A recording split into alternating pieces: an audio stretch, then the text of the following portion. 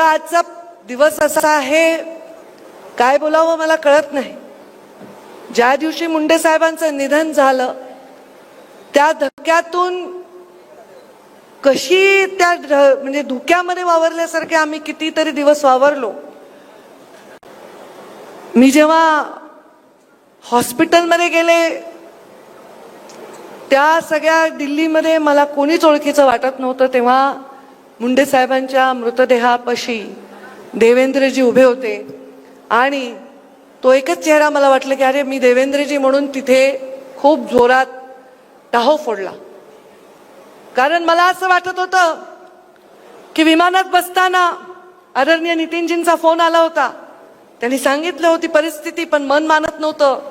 मला वाटत होतं एवढ्या लाखो लोकांच्या प्रार्थना माझे बाबा नाकारणार नाहीत. मास लीडर आहेत, ते लोकांची कधीच नाही म्हणत नाहीत, ते लोकांची याचना कधीच नाकारणार नाहीत.